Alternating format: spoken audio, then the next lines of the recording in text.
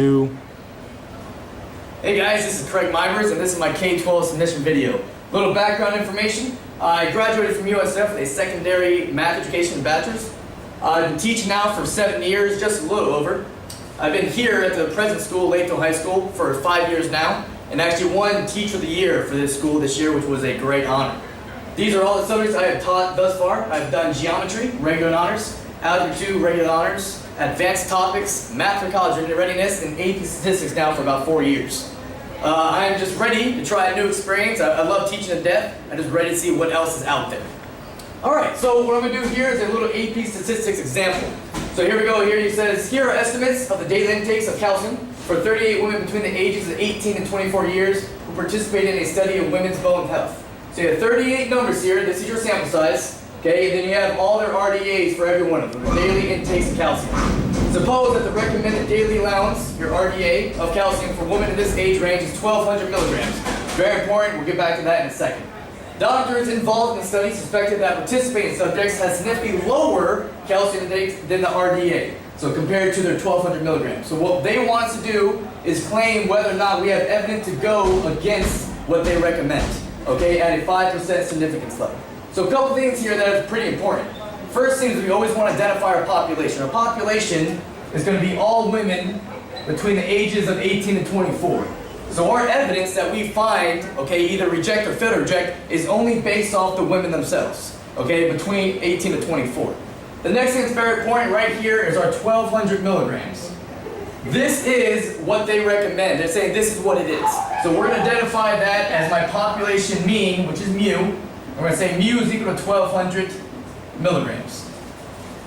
Okay, what they want us to test is whether or not this is going to be lower than 1,200 milligrams. So they want to test, is our evidence going to be significantly lower than what they recommend? So is it going to be lower than 1,200 milligrams? And what we're going to do is we're going to find a p-value, which is proof whether or not we can reject our evidence here or not. Then we're going to reject it, hopefully find a p-value that's less than 0.05. Okay, now, up here you have a one sample test. We have to determine first, is it a z-test or t-test? Okay, there is no standard deviation of the population given. Therefore, it is a t-test. So let's show the calculations. So go to my next screen here. And as you see here over on my TV, if I pop it up here, what have I done already is I have inputted my sample size, my 38 women, okay, of their calcium intakes. What we're going to do with our calculators, that is very generous, that helps us out here, is we hit stats, go over to test, and there it is, one sample t-test. Hit enter. First question is what is your mu? Boom! They gave it to us already, 1,200. So as you see here, I typed it in, 1,200. They ask, where did you put your samples? We put them, and go back real quick, we put them in L1. So I'm going to go back to the test again, and that's why I have here L1.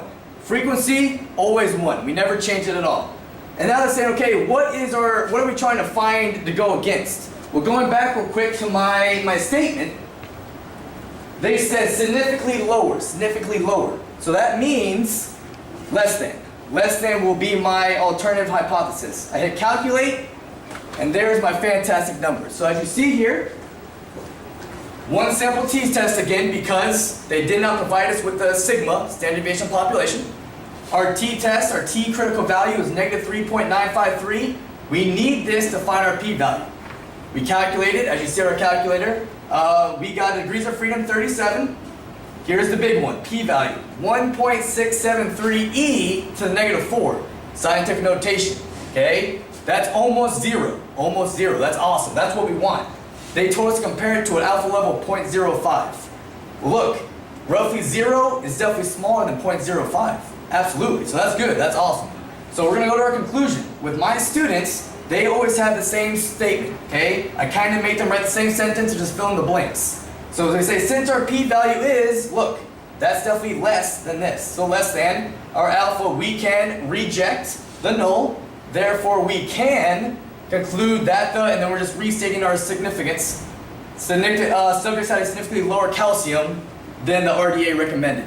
And there you go, an example. Students, again, at this time, all